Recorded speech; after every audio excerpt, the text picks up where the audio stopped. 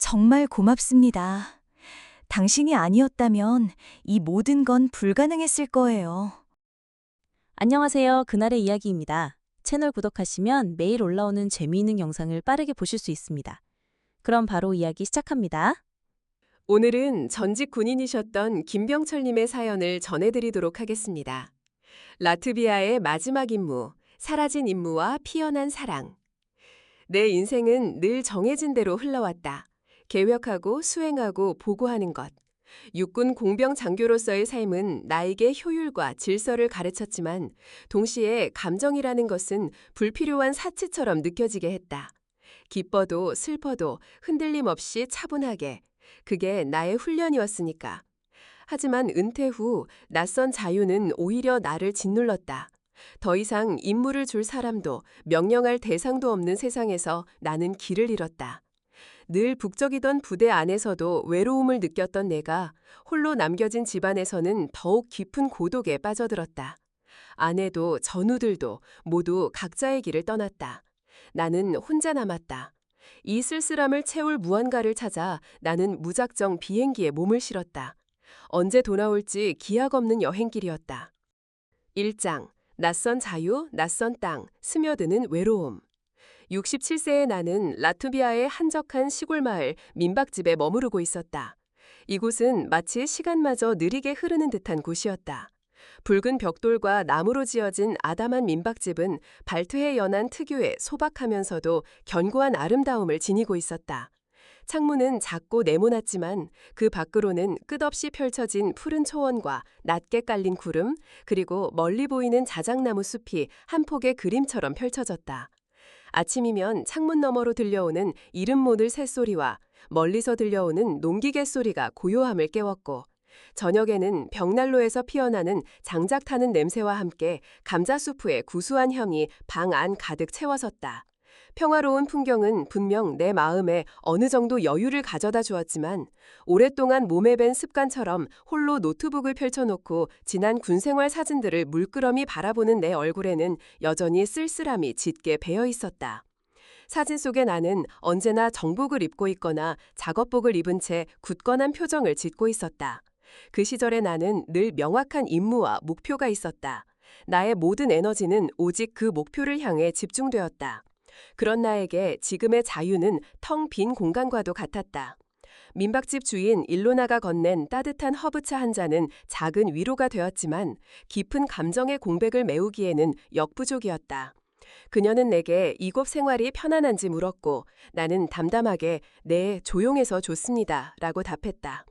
나의 속마음, 즉 명령 없는 자유가 주는 낯섦과 그 안에서 길을 잃은 듯한 혼란스러움은 채 전해지지 않은 채 공중에 흩어졌다. 일로나의 눈빛에는 작은 호기심이 담겨 있었지만 그녀는 더 깊이 묻지 않았다. 어쩌면 이방인에게 섣불리 다가서지 않는 라트비아 사람들 특유의 성향 때문이었을지도 모른다. 그들은 대체로 과묵하고 표정 변화가 크지 않았다. 처음에는 그들의 무뚝뚝함이 마치 나를 경계하는 것처럼 느껴져 불편하기도 했다. 나는 카메라를 들고 마을 곳곳을 찍으며 돌아다녔다. 푸른 초원 위에 듬성듬성 놓인 붉은 지붕의 집들, 작지만 견고한 석조로 지어진 작은 교회, 그리고 이름 모를 야생화들이 가득 피어난 들판. 아름다운 풍경을 담는 순간에도 내 표정은 좀처럼 풀어지지 않았다. 렌즈를 통해 세상을 바라보는 것은 익숙했지만 그 안에서 나의 감정을 담아내는 것은 여전히 서툴렀다. 유럽의 다른 도시들을 거쳐온 내 눈에 라트비아 사람들은 유독 차갑게 비쳤다. 러시아의 영향 따실까 처음 보는 이에게 밝은 미소를 보여주는 법이 없었다. 그들의 무뚝뚝함은 평생 감정을 억누르며 살아온 내게 익숙한 표정이었지만 동시에 외로움을 더욱 깊게 만들었다. 2주간 마을에 머무르며 몇몇 주민들과는 짧은 인사를 나누었지만 깊은 관계를 맺기란 쉽지 않았다. 특히 마을 외곽의 한 농장 주인과는 단 한 번도 마주친 적이 없었다. 잘 가꾸어져 있었음에도 어딘가 모르게 스산한 기운이 감도는 그 농장은 늘 내 시선을 끌었다. 왠지 모르게 발길이 그쪽으로 향하곤 했다. 농장 주변에는 오래된 나무 울타리가 둘러져 있고 라트비아 전통 문양이 새겨진 작은 나무 조각상이 입구를 지키고 있었다. 시간이 멈춘 듯한 고요함 속에 그 농장은 홀로 섬처럼 존재하고 있었다. 농장 앞을 지나던 어느 날 나는 안에서 들려오는 겨황된 여성의 목소리에 발걸음을 멈섰다. 마르타 루즈, 그 농장의 주인이었다. 그녀는 전화기를 들고 절망적인 어조로 거친 항의를 쏟아내고 있었다. 아니, 벌써 몇 년째예요. 습지가 아니라니까요. 대체 뭘 보고 판단하는 거예요? 이럴 거면 차라리 다 때려치울 거예요. 그녀의 얼굴은 분노와 좌절로 일그러져 있었다. 그 빼어난 미모마저도 예민한 표정에 가려질 정도였다. 그녀의 경황된 목소리는 마치 벽에 부딪히는 파도 소리처럼 들렸다. 마르타가 전화를 끊고 땅바닥에 서류 뭉치를 내던지자 바람에 흩날리던 종이 한 장이 내 발치에 떨어졌다. 나는 무의식적으로 몸을 굽혀 그 서류를 주워들었다. 서류에는 농업보조금 지급 불허라는 문구와 복잡한 지형도가 그려져 있었다. 익숙한 도면을 본 순간 내 안에서 오래된 감각이 꿈틀거렸다. 공병 장교 시절 수없이 보아왔던 지형도, 무언가 잘못되었다는 직감이 나를 강하게 사로잡았다. 내 내면에 묻혀있던 임무에 대한 갈증이 다시금 깨어나는 순간이었다. 나는 이 문제를 모른 척 지나칠 수 없었다. 내 안의 오랜 군인 정신이 이제는 민간인의 삶 속에서 새로운 형태의 임무를 발견한 것이다. 2장. 공병장교의 귀환, 오래된 오차를 풀다. 나는 주워온 서류를 들고 민박집으로 돌아왔다. 돋보기를 통해 서류 속 지형도를 자세히 살펴보는 내 눈빛은 날카롭게 빛났다. 민박집 주인 일로나는 내가 그 서류를 들고 있는 것을 보고 조심스럽게 마르타의 사연을 들려주었다. 그녀는 마르타 씨 농장은 10년째 보조금을 못 받고 있어요. 습지로 분류돼서요. 마르타 씨 아버지는 소련 군인이셨고 그 농장은 아버지의 유일한 유산이자 마르타의 전부예요. 라고 말했다. 소련 군인이라는 말에 내 머릿속에 번뜩이는 생각이 스쳤다. 수십 년간 군에서 다뤄왔던 옛 소련 시절의 측량 방식과 현재의 방식이 충돌하며 발생할 수 있는 오차. 그 가능성이 번개처럼 내 뇌리를 스쳤다. 나는 곧바로 방으로 돌아와 노트북을 켰다. 낡은 노트북 속에서 과거 소련 군사지도와 나토칠 정보들을 검색하기 시작했다.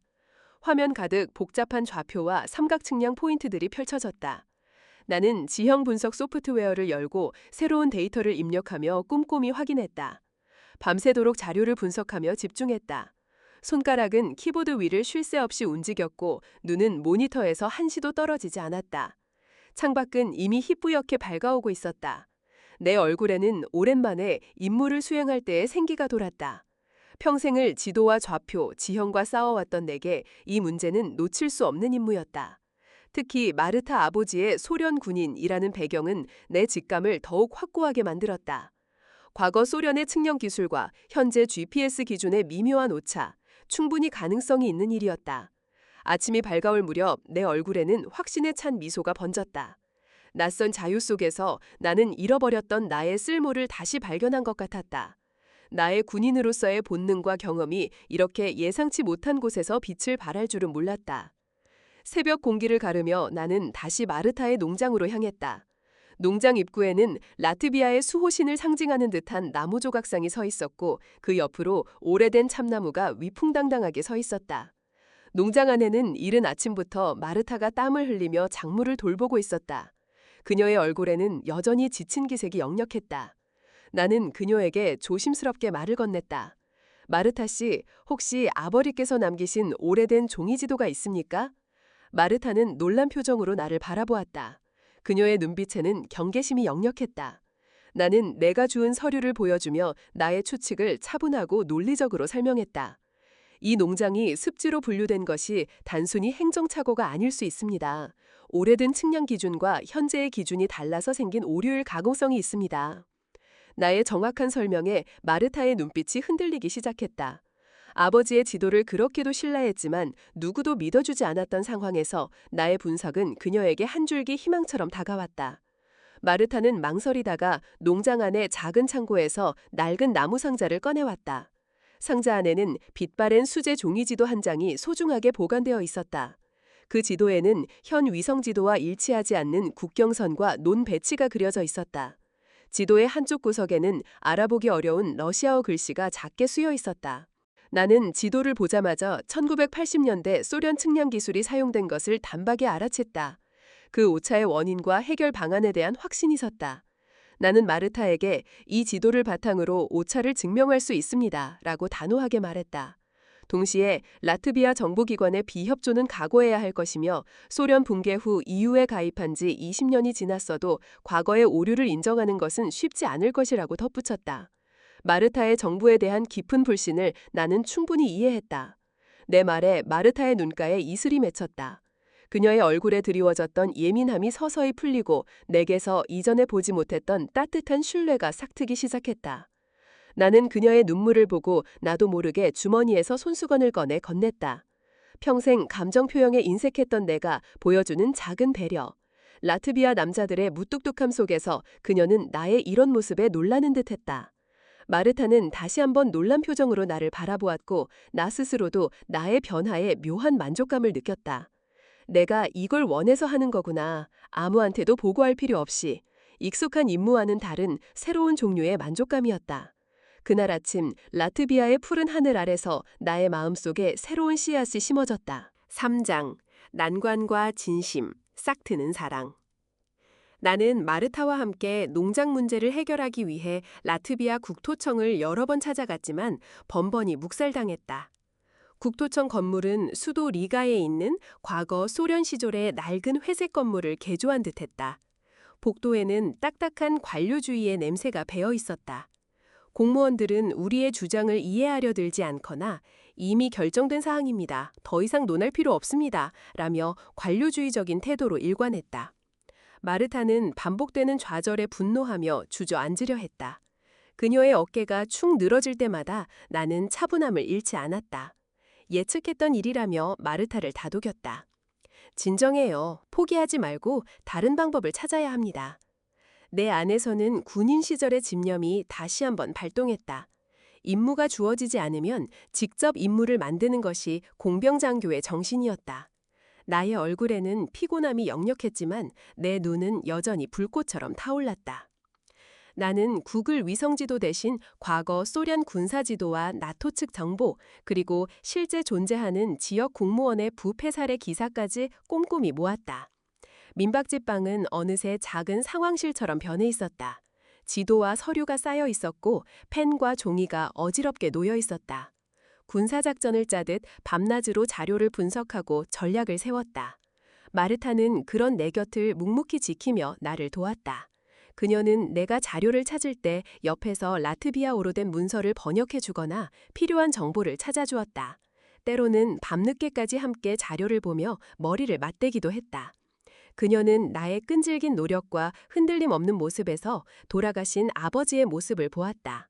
아버지는 소련 붕괴 후 일자리를 잃고 이 농장 하나면을 처절하게 지켰던 분이셨다. 마르타에게는 농장은 단순한 재산이 아닌 아버지의 삶의 전부이자 유산이었다.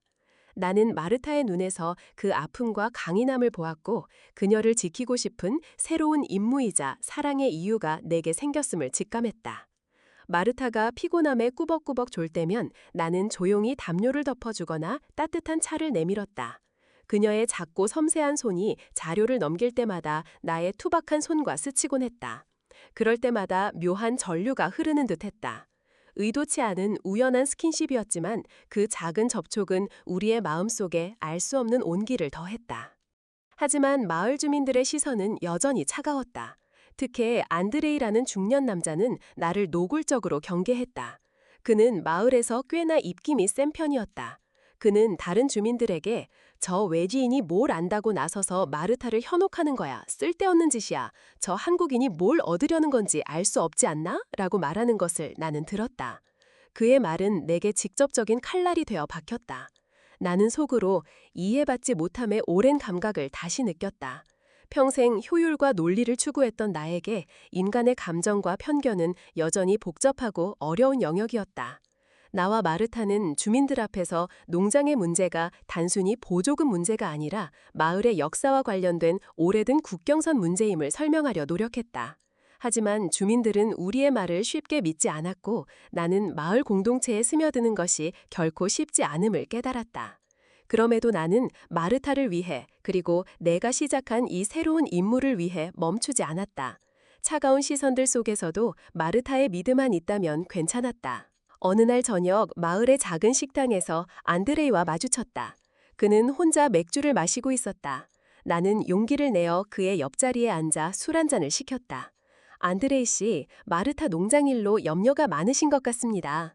나의 서툰 라트비아어와 영어 섞인 말에 안드레이는 퉁명스럽게 답했다. 외지인이 뭘 안다고 나섭니까? 여기 라트비아 일은 라트비아 사람들이 알아서 합니다. 나는 차분하게 그에게 나의 군인 시절 경험과 측량에 대한 지식을 설명했다. 특히 마르타 아버지의 소련군 경력을 언급하며 그의 지도가 단순한 지도가 아님을 강조했다. 마르타의 아버님도 꼼꼼한 군인이셨을 겁니다. 이 지도는 단순한 지도가 아니라 한 군인의 혼이 담긴 기록입니다. 안드레이의 표정이 미묘하게 변했다. 그는 과거 소련 시절의 아픔과 자부심을 동시에 느끼는 듯했다. 그는 긴 한숨을 쉬며 자신의 과거 이야기를 짧게 들려주었다. 소련 붕괴 후 어려웠던 시절, 그리고 그 농장이 마을 사람들에게 얼마나 중요한 의미인지, 나와 안드레이 사이에 딱딱했던 벽이 아주 미세하게 금이 가기 시작했다. 나와 마르타는 밤늦도록 농장 곳곳을 돌아다니며 옛 지도를 현재 지형과 대조했다. 나는 과거의 측량 지식과 현장의 경험을 총동하고 마르타는 아버지에게 들었던 이야기들과 농장의 역사를 내게 들려주었다. 나는 마르타 아버지의 지도를 분석하며 그의 측량 방식이나 군인으로서의 꼼꼼함을 감탄했다. 나와 같은 군인의 피가 흐르고 있음을 느끼며 마르타의 아버지를 더욱 깊이 이해하게 되었다.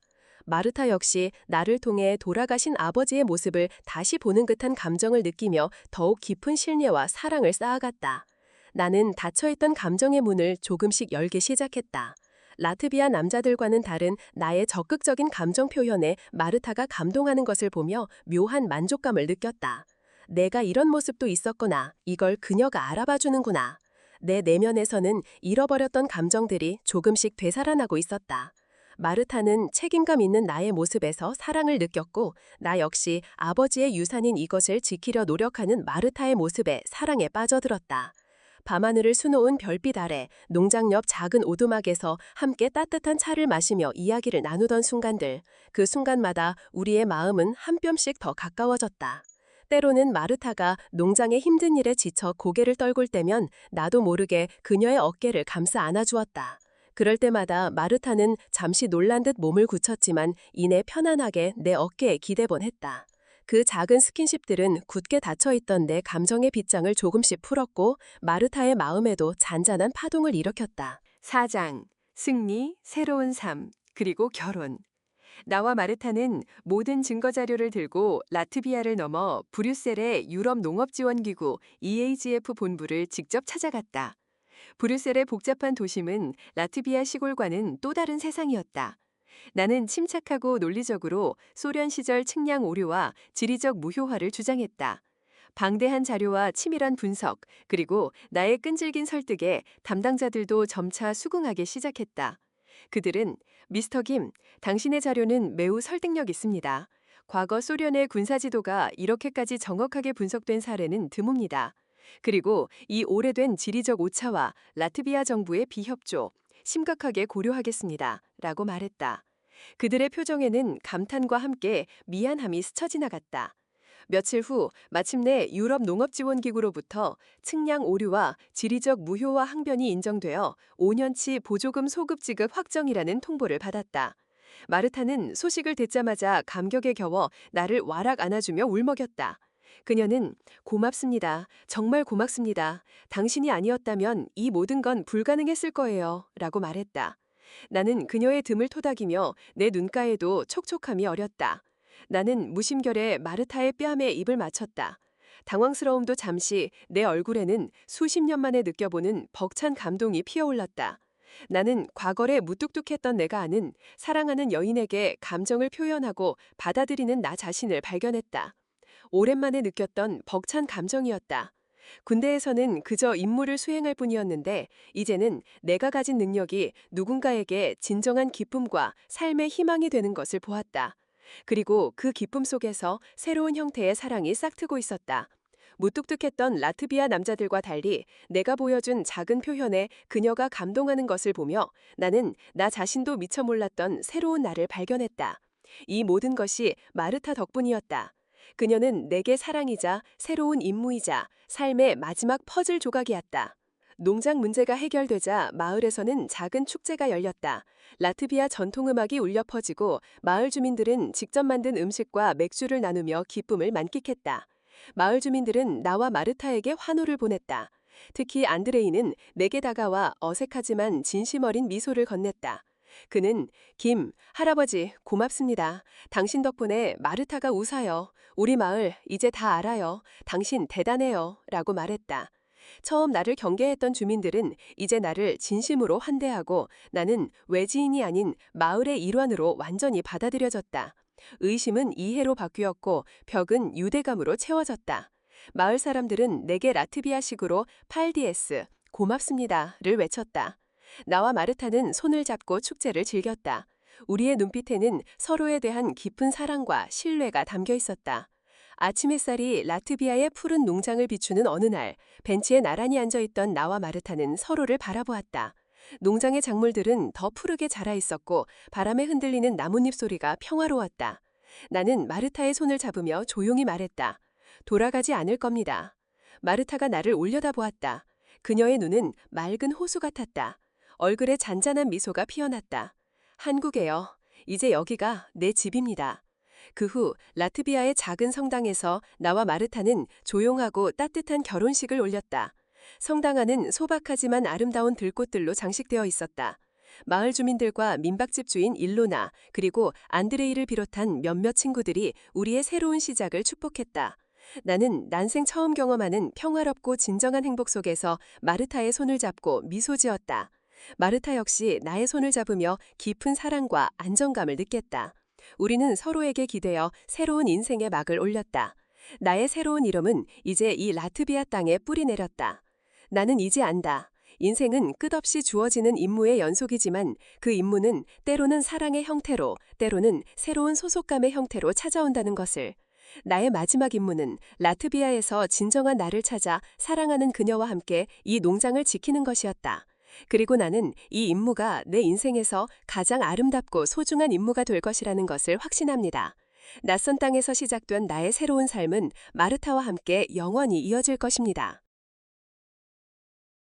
오늘의 이야기는 여기까지입니다. 구독을 눌러주시면 매일 올라오는 영상들을 더 빠르게 보실 수 있습니다. 영상이 재미있으셨다면 좋아요도 부탁드립니다. 내일 또 뵙겠습니다. 감사합니다.